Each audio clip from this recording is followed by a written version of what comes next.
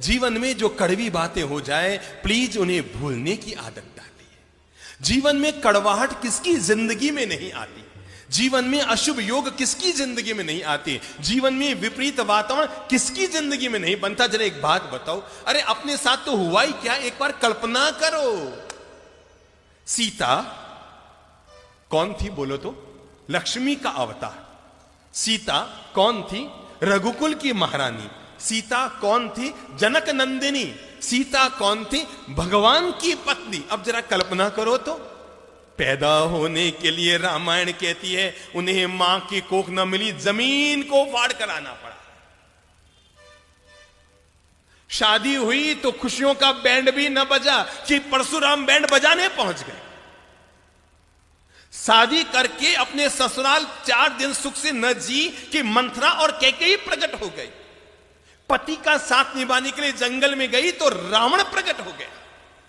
रावण के चंगुल से निकल कर आई तो अग्नि प्रकट हो गई। अग्नि परीक्षा में निकल कर आई तो धोबी प्रकट हो गया।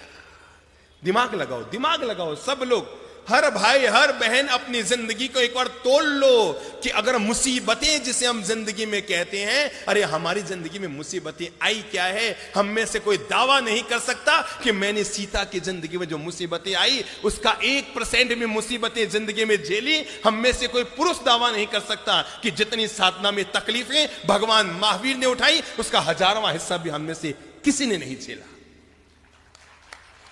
किसी ने नहीं झेला। पर जरा देखो तो सही, मां की कोख नहीं, परशुराम आ गया, कैकेयी प्रकट हो गई, रावण प्रकट हो गया, अग्नि प्रकट हो गई, धोबी प्रकट हो गया। सीता को फिर वनवास जाना पड़ा। रघुकुल की महारानी को, भगवान की पत्नी को, लक्ष्मी के अवतार को अपनी संतानों को जन्म देने के लिए किसी ऋषि के आश्रम में जाकर शरण लेनी पड़ी।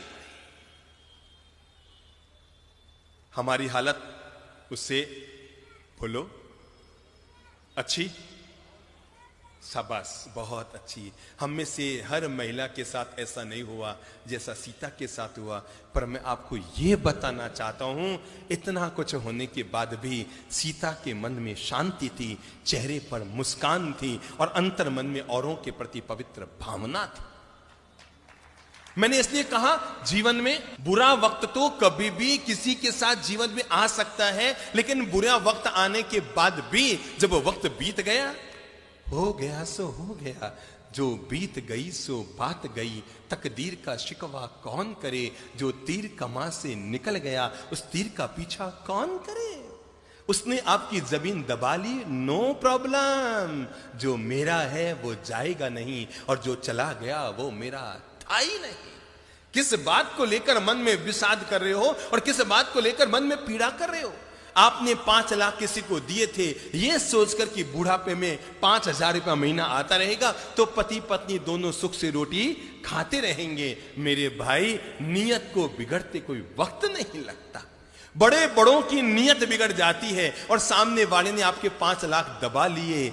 चिंता मत करो, ऊपर वाले की व्यवस्था बड़ी गजब की होती है। वो 99 द्वार बंद करता है, तब भी जिंदगी में एक द्वार जरूर जरूर जरूर खुला रखता है। 99 बंद द्वारों को देखना, इसका नाम है विषाद, और खुले एक द्वार की तलाश करना, इसका नाम है जीवन का प्रसाद।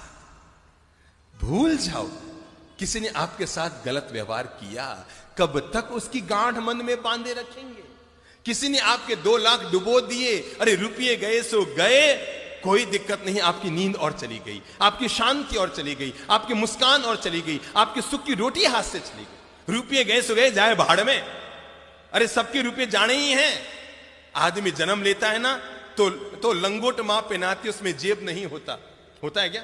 और आदमी मरता है ना तो घर वाले कफन उड़ाते हैं, कफन में जेब नहीं होता। पर आदमी कितना मूर्ख होता है, जन्मने पर लंगोट में जेब नहीं, मरने पर कफन में जेब नहीं, और जिंदगी भर जेब जेब जेब जेब भरने में ही लगा रह जाता है। सबको छोड़ना है, सबको जाना है, छूट गया सो छूट गया, चला गया सो चला गया। जीवन का मंत्र याद रखो, जो मेरा है वो जाएगा नहीं, और जो चला गया वो मेरा